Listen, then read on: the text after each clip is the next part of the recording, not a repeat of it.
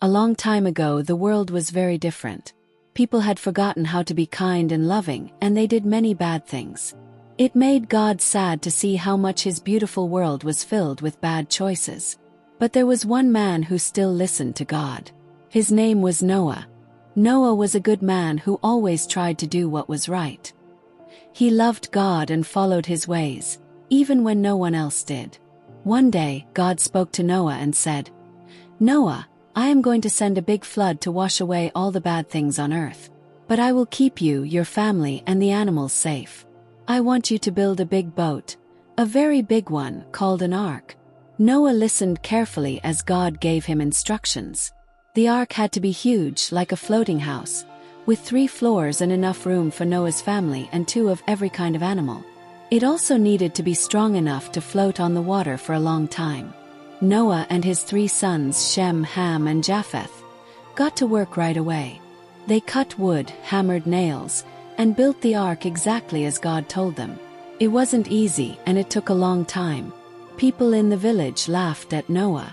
"What are you doing, old man?" they teased. "There's no water here." But Noah just kept building. He trusted God's plan.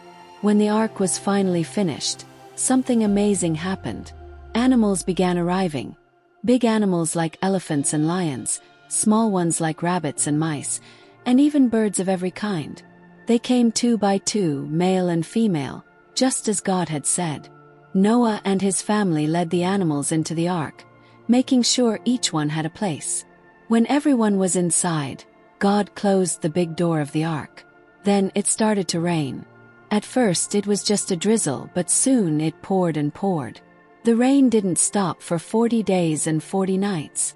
The water rose higher and higher until even the tallest mountains were covered. But inside the ark, Noah, his family, and all the animals were safe and dry. 4 months, the ark floated on the endless water. Noah and his family took care of the animals, feeding them and making sure they were okay. They prayed and trusted that God would keep his promise to protect them. Finally, the rain stopped and the water began to go down. The ark came to rest on a mountain called Ararat. Noah sent out a raven to see if it could find dry land, but it just kept flying around. Then he sent out a dove. The dove came back with a fresh olive leaf in its beak, a sign that trees were growing again. Later, the dove flew away and didn't return. That meant it had found a place to live. When the ground was dry, God told Noah, "You can come out now, and so can all the animals." Noah, his family, and the animals stepped off the ark into a bright, clean world. Noah was so thankful that he built an altar to thank God for keeping them safe. God made a special promise to Noah that day. "I will never again send a flood to destroy the earth," he said. Then, God put a beautiful rainbow in the sky as a sign of his promise. Every time we see a rainbow, we can remember God's love and faithfulness. The story of Noah's Ark teaches us that even when things seem scary, we can trust God to take care of us.